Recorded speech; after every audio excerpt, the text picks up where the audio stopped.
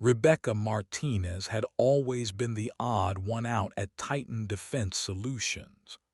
While her colleagues strutted around the corporate headquarters in their pressed suits and polished shoes, she preferred her worn hiking boots and tactical pants. The former Army Explosives Ordnance Disposal Specialist had transitioned to civilian life 3 years ago, landing a job as a safety consultant at the private military contractor. But fitting in had proven more challenging than defusing roadside bombs in Afghanistan. Her supervisor, Marcus Wellington, made no secret of his disdain for her unconventional approach. During Monday morning meetings, he would roll his eyes whenever Rebecca suggested modifications to safety protocols or questioned the company's cost-cutting measures on protective equipment. Wellington had climbed the corporate ladder through networking and politics, not field experience, and Rebecca's military background seemed to threaten his authority.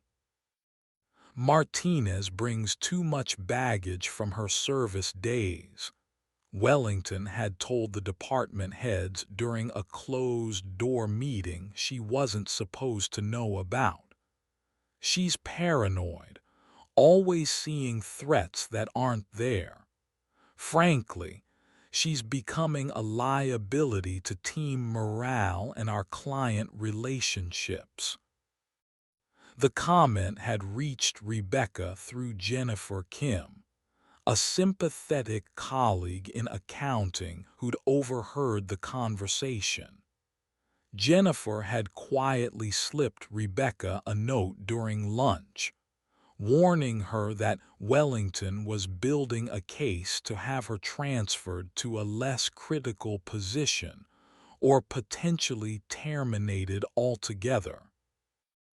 Rebecca's military instincts had served her well in the field, but they seemed to work against her in the sterile conference rooms of corporate America.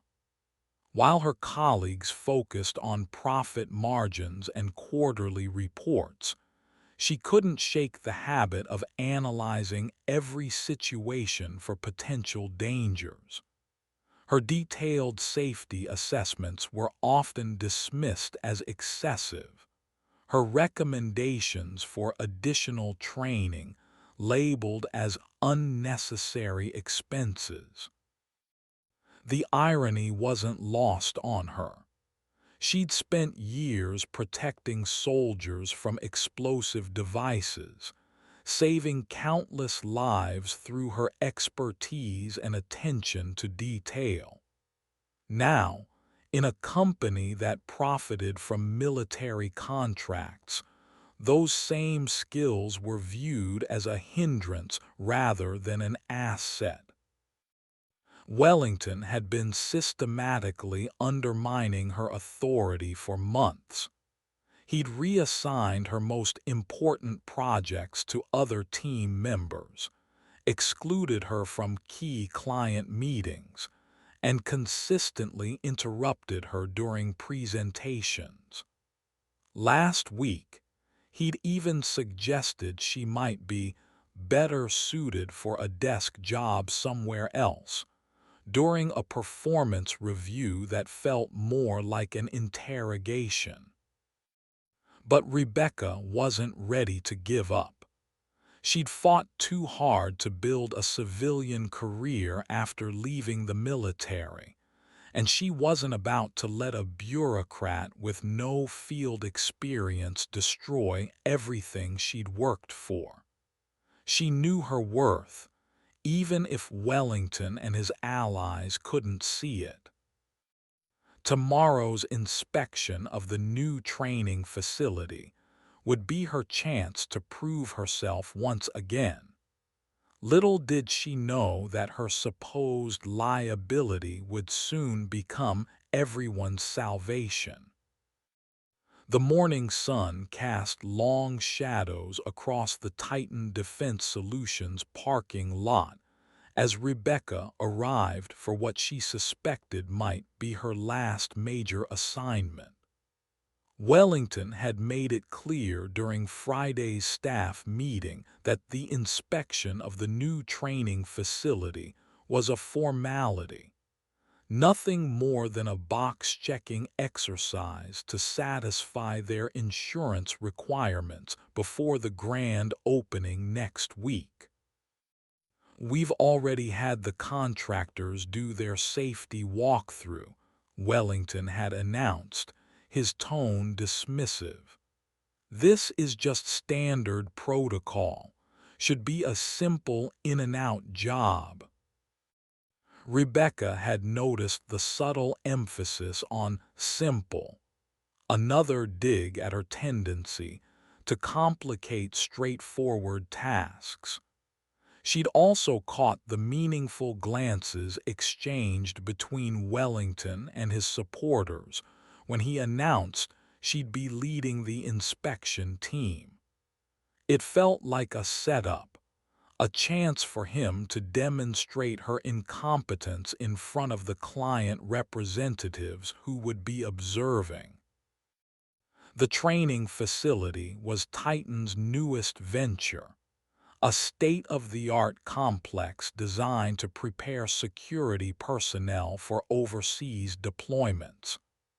The company had invested millions in realistic combat scenarios, including a mock village complete with buildings, vehicles, and simulated explosive devices for training purposes.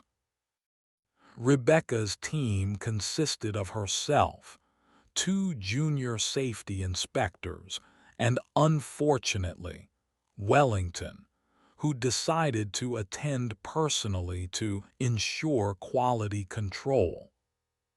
She suspected he was really there to witness her failure firsthand and document any mistakes for her upcoming termination. As they approached the facility's main entrance, Rebecca's trained eye immediately began cataloging potential hazards. The building's layout seemed sound, and the emergency exits were clearly marked and accessible. But something nagged at her, a subtle wrongness she couldn't quite identify. "Remember, people," Wellington announced loudly enough for the client representatives to hear, "we're on a tight schedule. Let's keep this moving efficiently." The group consisted of 8 people total: Rebecca's inspection team, 2 executives from the client company, and a facilities manager who'd be running the training programs. Everyone seemed eager to complete the walkthrough quickly and move on to the celebration lunch Wellington had planned. Rebecca tried to focus on the standard checklist items: fire safety systems, electrical installations, structural integrity, and emergency procedures. But her military training kept pulling her attention to details others might miss.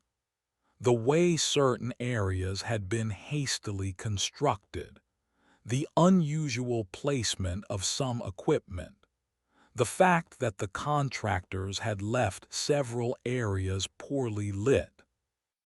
"Is there a problem, Martinez?" Wellington's voice cut through her concentration. "You seem distracted." She looked up to find the entire group staring at her expectantly. They'd moved into the main training area while she'd been examining a suspicious-looking panel in the corridor. "Just being thorough," she replied, quickening her pace to catch up. But the nagging feeling wouldn't go away. The main training area was impressive. spanning nearly 2 acres under a massive steel and glass roof.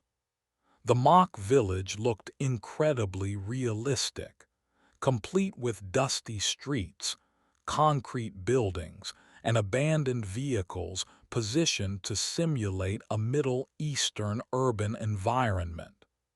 Smoke machines created an atmospheric haze, and hidden speakers played ambient sounds of distant traffic and conversation. "Quite something, isn't it?" Wellington said, clearly pleased with the setup. "Our clients will be able to train their personnel in the most realistic conditions possible without actually deploying overseas." Rebecca had to admit the facility was impressive. The attention to detail was remarkable, from the Arabic script on building signs to the authentic-looking market stalls and residential compounds. But her unease was growing stronger with each step.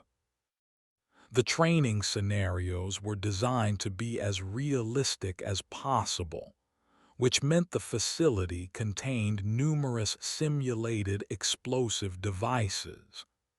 These were supposed to be completely inert, designed to provide visual and auditory effects without any actual dangerous materials. The contractors had assured Titan that all simulations used safe pyrotechnics and electronic sound effects. "The beauty of this system," the facilities manager explained as they walked through the mock village, "is that everything is controlled remotely.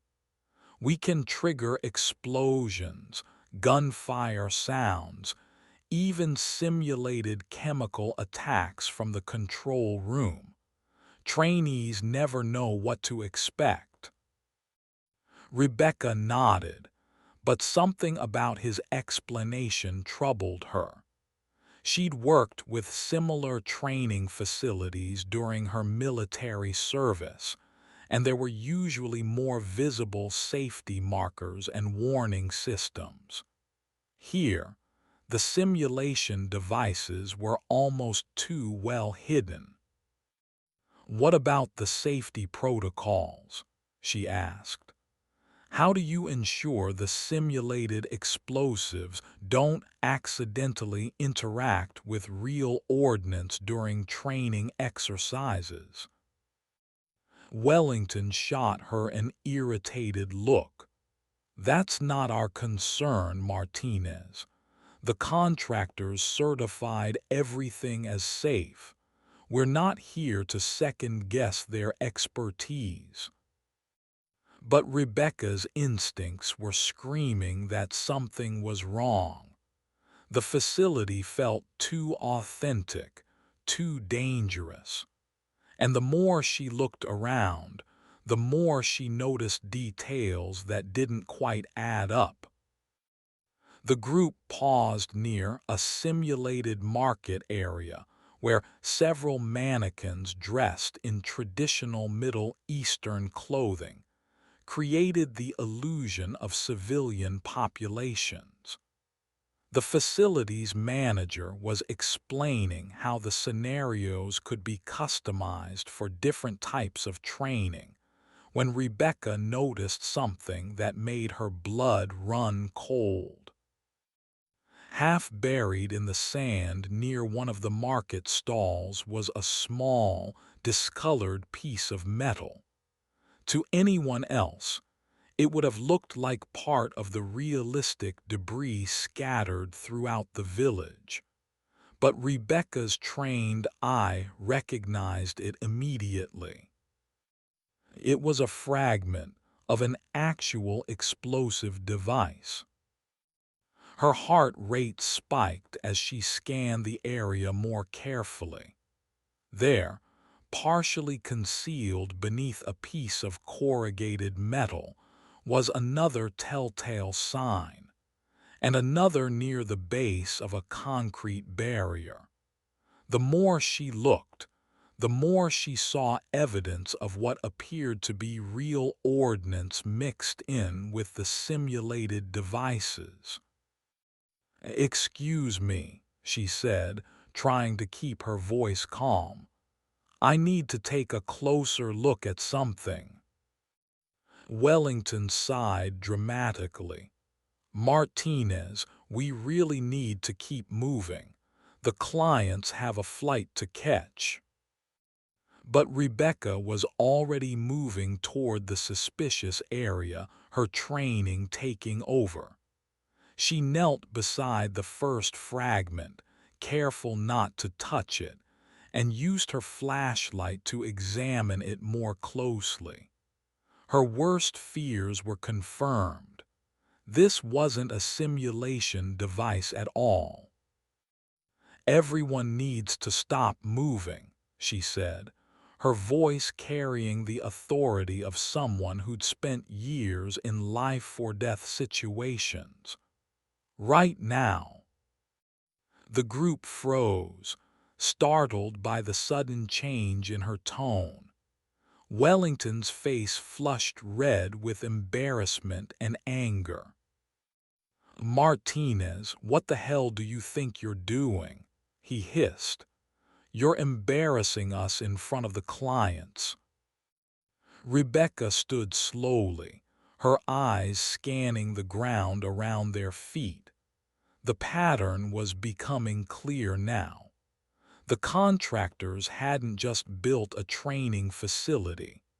They'd left behind a field of actual unexploded ordnance, either through carelessness or deliberate sabotage. "This isn't a drill," she said, her voice steady despite the adrenaline coursing through her system. "We're standing in an active minefield." The silence that followed was deafening. Even the ambient sound effects from the speakers seemed to fade as the reality of the situation sank in. Rebecca's supposed paranoia, her excessive attention to detail, her military baggage, had just revealed a danger that could have killed them all. Wellington's face went from red to pale in seconds. "That's impossible," he stammered. "The contractors assured us everything was safe." "The contractors lied," Rebecca replied, her eyes still scanning the ground. "Or they made a catastrophic error. Either way, we're in serious trouble." The client representatives looked terrified, and the facility's manager had gone completely white. The two junior inspectors on Rebecca's team were looking to her for guidance, their usual confidence shattered. "What do we do?" one of them asked. Rebecca took a deep breath, falling back on her military training. In situations like this, panic was the enemy. Clear thinking and methodical action were the only things that could save lives. "Nobody moves," she said firmly. "Not one step. We need to assess our exact position and find the safest route out of here." She pulled out her phone and began taking photos of the suspicious areas she'd identified, documenting the evidence for the inevitable investigation. But more importantly, she was using the camera to carefully map the placement of the explosive devices without moving from her current position. The irony of the situation wasn't lost on her. For months, Wellington had criticized her for being too cautious, for seeing threats where none existed.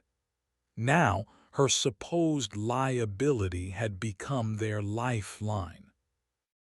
"How bad is it?" Wellington asked, his earlier arrogance completely gone. Rebecca continued her visual survey, her trained eye picking out more evidence of live ordnance. "Bad enough that, if we'd continued walking normally, at least 2 people would be dead right now." The weight of those words settled over the group like a physical force. They'd been minutes away from disaster, saved only by Rebecca's expertise and attention to detail. "Can you get us out of here?" one of the client representatives asked, his voice barely above a whisper. Rebecca looked up from her phone, meeting his eyes with the calm confidence of someone who'd faced this type of danger before. "Yes, but everyone needs to do exactly what I say when I say it. No questions, no hesitation. Your life depends on it." For the first time since she joined Titan Defense Solutions, Rebecca felt the respect she'd earned through years of service. The same qualities that had made her a liability in the corporate world were now the only thing standing between her colleagues and death. The next few minutes would determine whether her redemption came at the cost of lives or through their salvation. Rebecca's mind shifted into the methodical, analytical mode that had saved countless lives during her deployment. She began to mentally map the safest route out of the minefield, using landmarks and her memory of their entry path to navigate the danger zone. "Listen carefully," she said, her voice carrying the authority of someone who'd guided soldiers through similar situations. "We're going to move in single file, exactly in each other's footsteps. No deviation, no matter what. I'll lead, and everyone follows the person in front of them." She pulled out her tactical flashlight and began marking safe spots with small pieces of debris, creating a visible path for the group to follow. The process was painstakingly slow, but rushing would be fatal. "What about calling for help?" Wellington asked, his earlier hostility replaced by desperate hope. "Already done," Rebecca replied, showing him her phone. "I've contacted the local EOD unit and my former commanding officer. They're mobilizing a response team, but it'll take at least an hour to get here. We can't wait that long." The facility's manager was hyperventilating. "How is this possible? The contractors swore everything was inert." Rebecca glanced at him while continuing her assessment. "Either gross negligence or deliberate sabotage. Right now, it doesn't matter. What matters is getting everyone out alive." She'd identified what appeared to be a relatively safe corridor leading back toward the entrance, but it required precise navigation. One wrong step could trigger a chain reaction that would devastate the entire area. "Wellington," she said, looking directly at her supervisor, "I need you to call corporate and have them evacuate the entire building. Everyone needs to be at least 500 yards away from this facility until the bomb squad arrives." For once, Wellington didn't argue. His hands shook as he dialed the emergency number, his voice cracking as he explained the situation to the crisis management team. Rebecca had completed her initial assessment and was ready to begin the extraction. The route she'd identified was treacherous but possible. It would require absolute precision and unwavering trust in her guidance.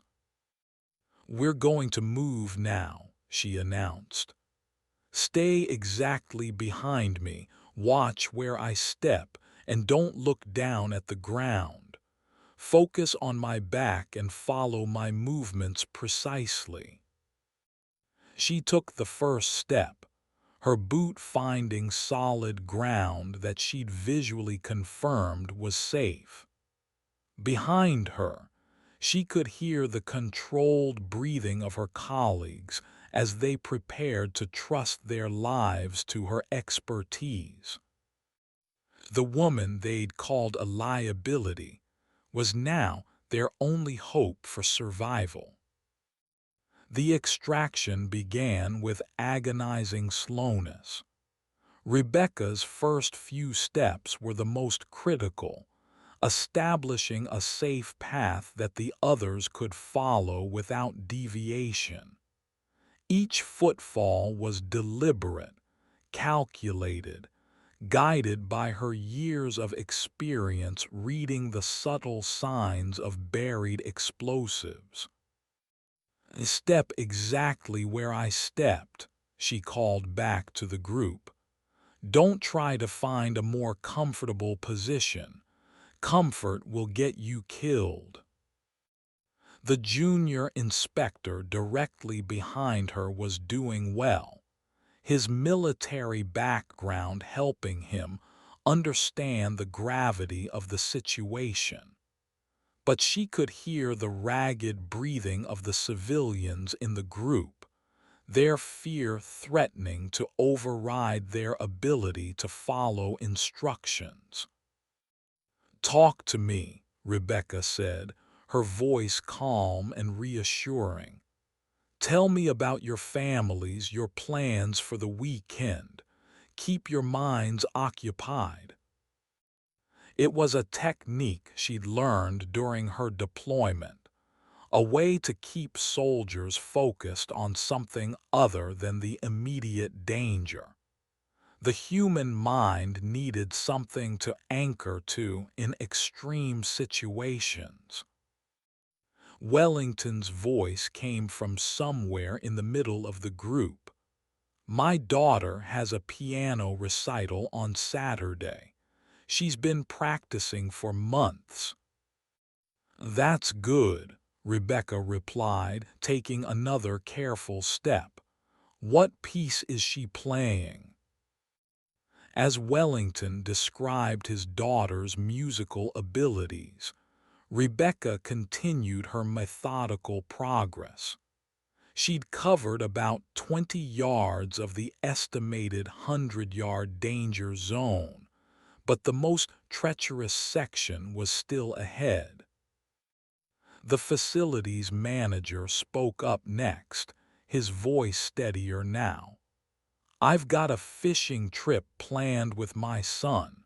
First time we've been able to coordinate our schedules in years."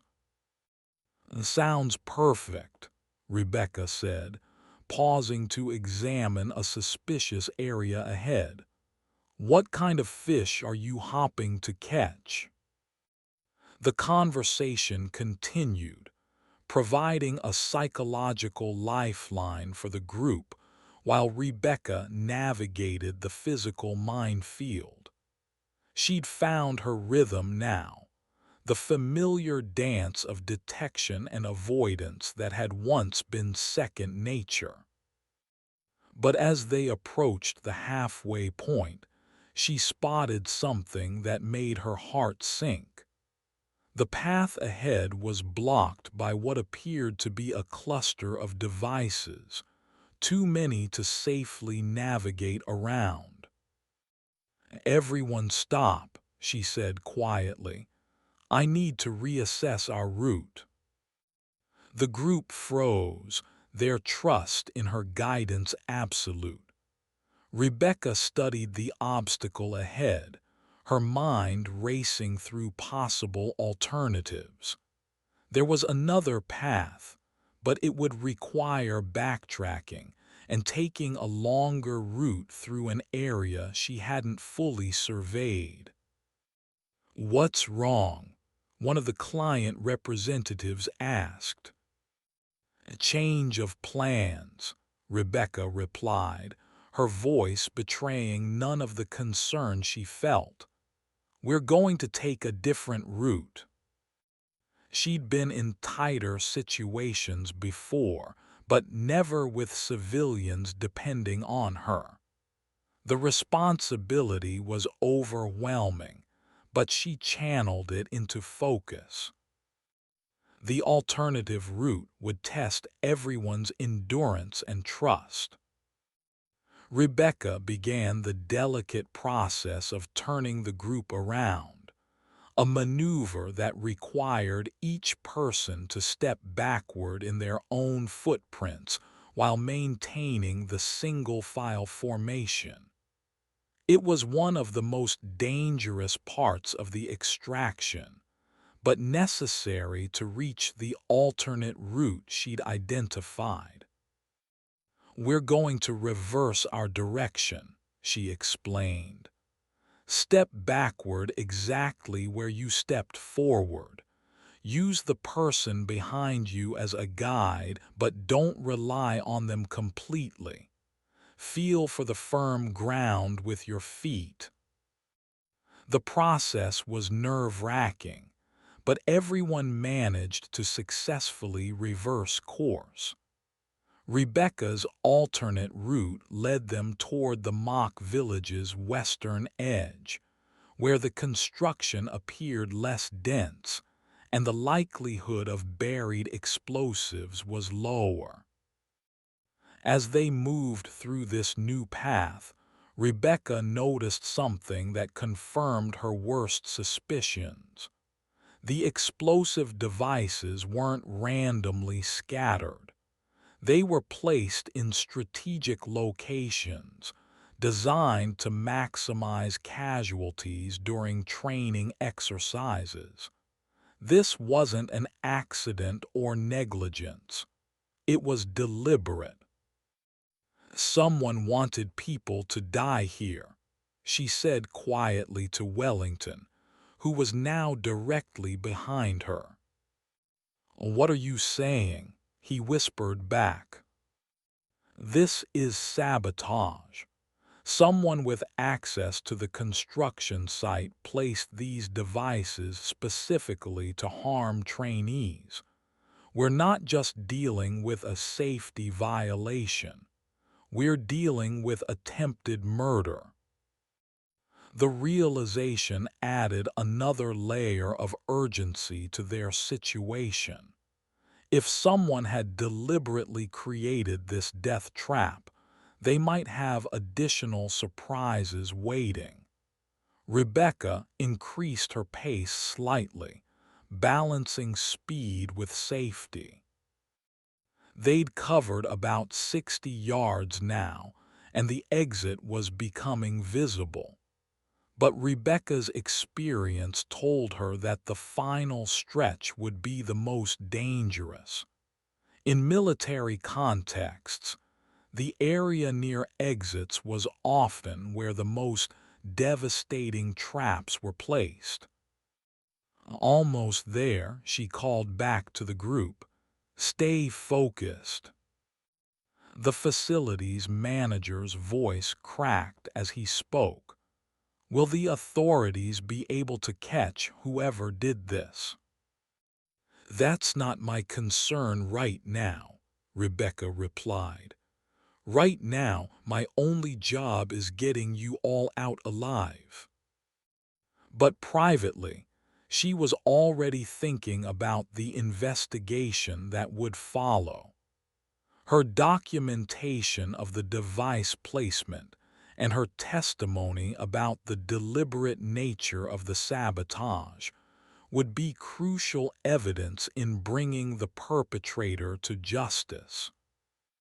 20 yards from the exit, Rebecca spotted the final obstacle.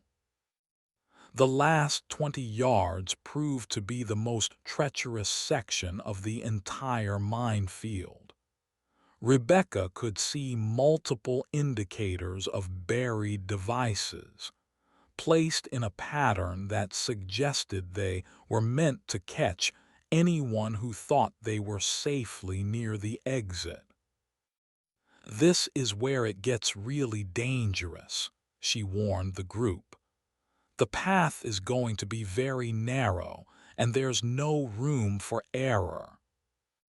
She began placing small stones to mark the exact safe spots, creating a visual guide that would help the others follow her precise route. The process was time-consuming, but it was the only way to ensure everyone's safety. "How much longer?" one of the client representatives asked, his voice tight with exhaustion and fear. "10 minutes if we do this right," Rebecca replied. "A lifetime if we don't." The path through the final section required several sharp turns and a stretch where they had to walk in an almost serpentine pattern. Rebecca's training had prepared her for this type of navigation, but she was asking civilians to perform maneuvers that challenged even experienced soldiers. "Trust your feet," she called back. "Feel for the solid ground and don't second-guess yourself." Wellington was struggling more than the others, his corporate lifestyle having left him physically unprepared for the demands of the situation.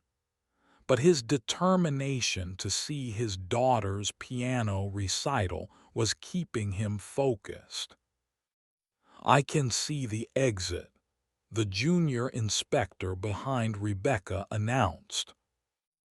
"Don't get excited," Rebecca warned. "The last few steps are often the most dangerous." She was right. As they approached the final stretch, her flashlight revealed clear evidence of a device planted directly in the most obvious exit path. Anyone who relaxed their guard at the last moment would have triggered a devastating explosion. "We're going around," she announced, marking a new path that curved away from the obvious exit. The alternate route required them to navigate between two concrete barriers, a space so narrow that they had to move sideways. It was claustrophobic and terrifying, but it was safe. "Almost there," Rebecca said, her own voice showing the strain of the past hour. "5 more steps." One by one, the group emerged from the minefield, their relief palpable as they reached the safety of the building's entrance. But Rebecca didn't allow herself to relax until everyone was accounted for, and they'd moved to the parking lot, well outside the danger zone. The sound of approaching sirens filled the air as the emergency response team arrived. The parking lot had been transformed into a command center as emergency responders, company executives, and federal investigators descended on the scene. Rebecca found herself at the center of attention, her expertise suddenly in high demand after months of being dismissed as a liability.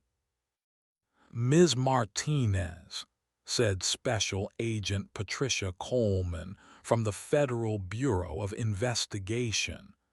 Your quick thinking and professional response saved 8 lives today. We're going to need a detailed statement about everything you observed. Rebecca nodded, still processing the magnitude of what had just occurred. The bomb squad had confirmed her assessment, identifying over 30 live explosive devices hidden throughout the training facility. The investigation was expanding rapidly as authorities realized the scope of the sabotage. Wellington approached her hesitantly, his earlier arrogance completely gone. "Rebecca, I owe you an apology. Actually, I owe you my life." She looked at him for a long moment before responding. "We'll talk about that later. Right now, I need to help the investigators understand exactly what we encountered in there." The facility's manager was in custody, his nervous behavior during the crisis having raised red flags with the FBI. Initial questioning had revealed connections to a disgruntled former contractor who'd been fired from the project months earlier. The devices were placed by someone with inside knowledge, Agent Coleman explained to the gathered executives. They knew exactly where to position them for maximum casualties during training exercises. Rebecca's documentation during the crisis had provided crucial evidence for the investigation. Her photos and detailed observations were helping investigators piece together the saboteurs' methods and motivations. "What happens now?" asked one of the client representatives, still shaken by his close call with death. "Full investigation," Coleman replied, "and a complete restructuring of your safety protocols. This should never have been possible." Rebecca watched as the bomb squad continued their painstaking work, clearing the facility device by device. It would take days to complete the process, but her initial assessment had been accurate. The training facility was a death trap, disguised as a legitimate business investment. The irony wasn't lost on anyone present. The woman they'd called a liability had been the only person qualified to recognize and navigate the danger that could have destroyed the company and killed its employees. "Ms. Martinez," said Thomas Harrison, Titan's CEO, who'd arrived from the corporate headquarters, "I believe we need to have a serious conversation about your role in this company." Rebecca nodded, knowing that her position at Titan Defense Solutions had just changed dramatically. The question was whether it would be for the better or if she'd simply become a scapegoat for the company's failures. Either way, she'd proven her worth in the most definitive way possible. The investigation revealed the full scope of the sabotage over the following days. The facility's manager had been working with Marcus Chen, a former contractor who'd been terminated for safety violations during the construction phase. Chen had maintained access to the site through stolen credentials and had spent weeks placing explosive devices throughout the facility. It was revenge, Agent Coleman explained to Rebecca during one of their follow-up interviews. Chen felt he'd been unfairly fired and wanted to cause maximum damage to the company's reputation. He didn't care how many people he killed in the process.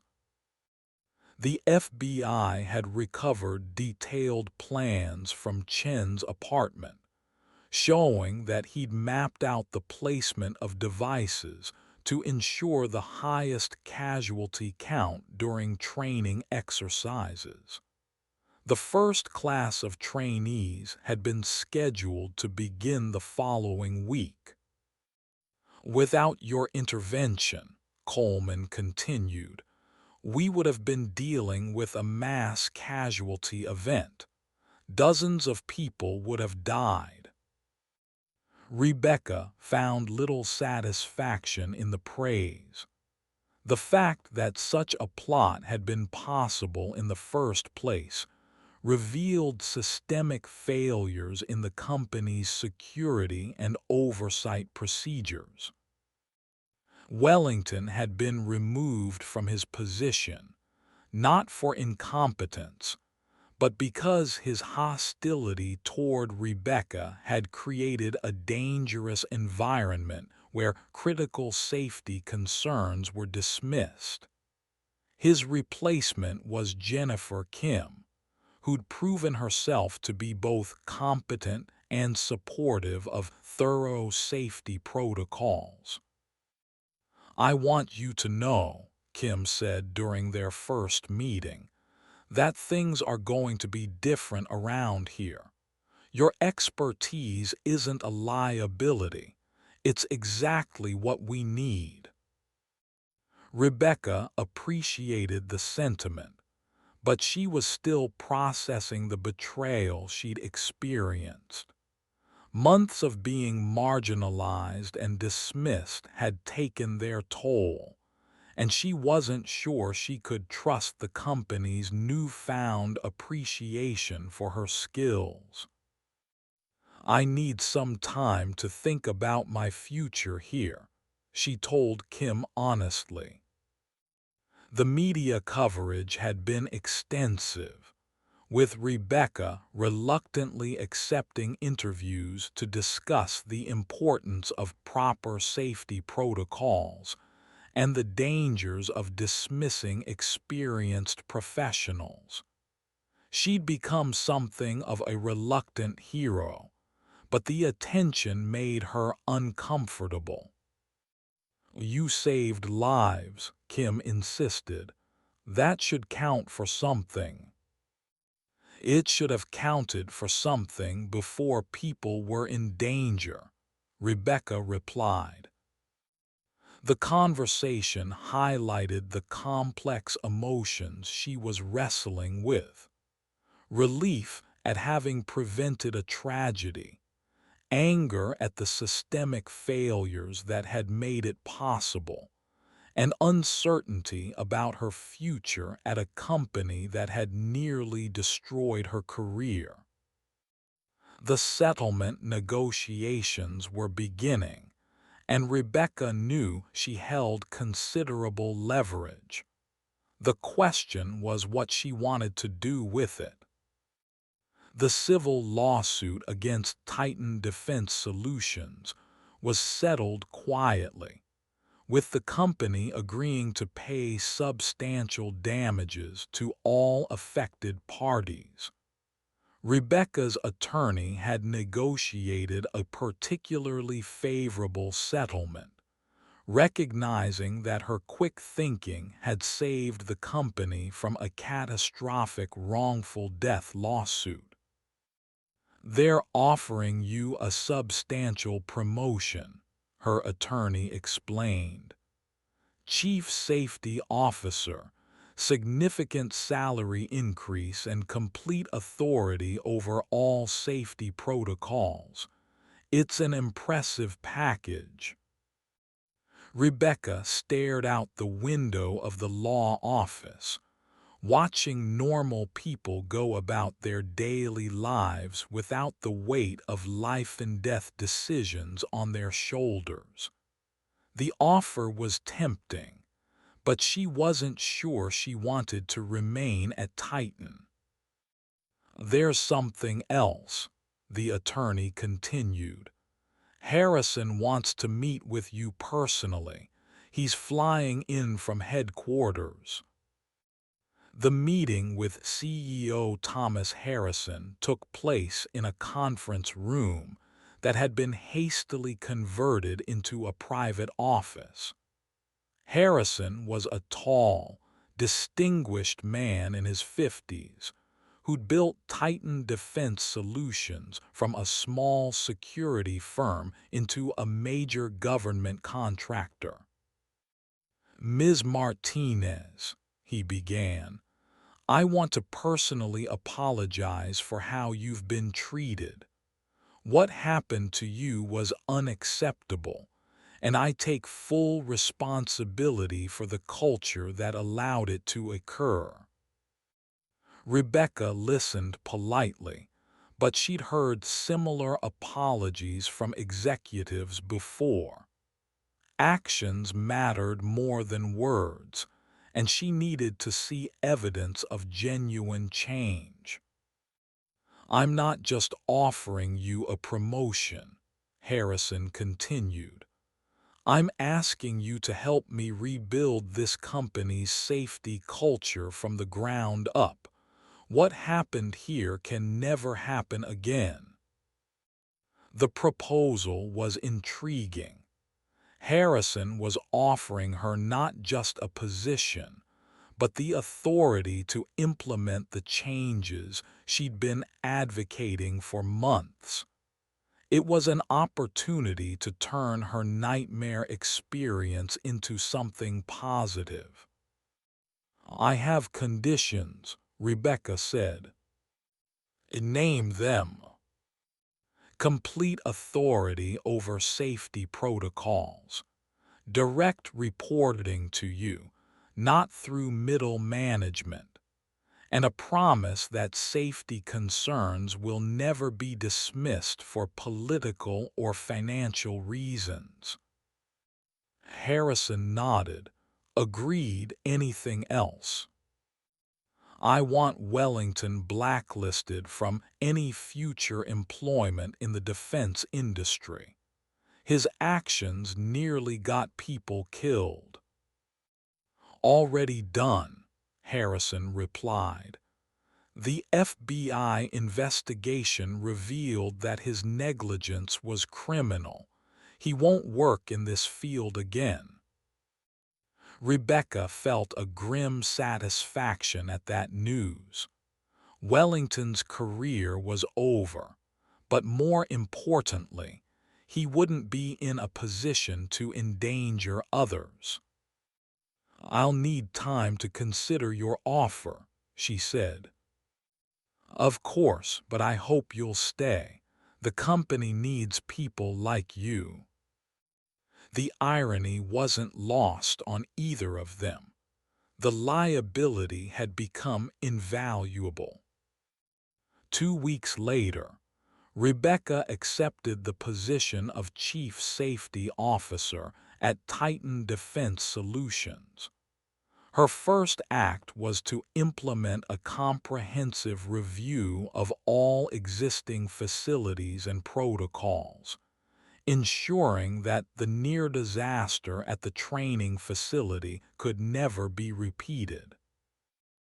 The transformation was remarkable. The company culture that had once dismissed her concerns now embraced her expertise. Her recommendations were implemented without question, and her authority was absolute when it came to safety matters. "It's amazing how much things have changed," Jennifer Kim commented during one of their weekly meetings. "6 months ago, people rolled their eyes when you raised safety concerns. Now, everyone hangs on your every word." Rebecca smiled wryly. It's amazing what a minefield will do for your credibility. The investigation into the sabotage had concluded with Marcus Chen receiving a life sentence for attempted murder and terrorism charges. The facility's manager had cooperated with authorities and received a lighter sentence in exchange for his testimony. Do you ever think about what would have happened if you hadn't been there? Kim asked. Rebecca considered the question seriously. Every day, but dwelling on it won't change anything. What matters is making sure it never happens again. Her new position came with significant challenges. The company was facing multiple lawsuits, federal investigations, and a damaged reputation. But Rebecca was determined to rebuild Titan's safety culture from the ground up. We're going to be the gold standard for safety in this industry, she told her new team during their first meeting. Not because we have to be, but because lives depend on it. The team consisted of former military personnel and civilian safety experts, all of whom shared Rebecca's commitment to excellence. They'd been handpicked for their expertise and their willingness to challenge established procedures. "What's our first priority?" asked David Thompson, a former Navy EOD specialist who joined the team. "Complete audit of all facilities," Rebecca replied. "Every building, every training area, every piece of equipment. We're going to assume nothing and verify everything." The audit process would take months, but Rebecca was determined to be thorough. The company's credibility depended on their ability to demonstrate that they'd learned from their mistakes. "This is going to be expensive," Thompson observed. "Not as expensive as another lawsuit," Rebecca replied, "or another tragedy." The work was challenging, but Rebecca finally felt like she was making a real difference. The liability had become the company's greatest asset. 6 months into her new role, Rebecca had transformed Titan Defense Solutions into an industry leader in safety protocols. Her comprehensive reforms had not only prevented future incidents, but had actually improved the company's efficiency and profitability. "The board is extremely pleased with your progress," Harrison told her during their quarterly review. "Client confidence is at an all-time high, and we're attracting new contracts specifically because of our safety reputation." Rebecca had implemented a three-tier safety system that required multiple approvals for any potentially dangerous training scenarios. Every facility underwent monthly inspections, and all equipment was verified by independent contractors before use. "More importantly," Harrison continued, "our employees trust the company again. Morale is higher than it's been in years." The transformation hadn't been without challenges. Some longtime employees had resisted the new protocols, claiming they were too restrictive or expensive. But Rebecca had held firm, knowing that any compromise on safety could lead to disaster. "I've been thinking about expanding your role," Harrison said. "Other companies in the industry are asking for consulting services.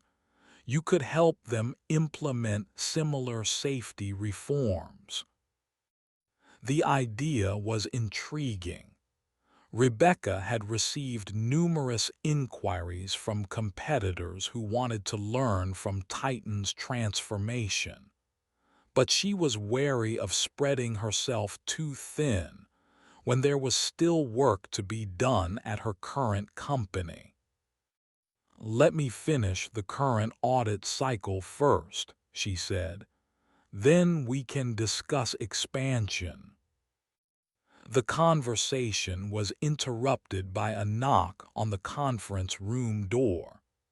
Jennifer Kim entered with a serious expression.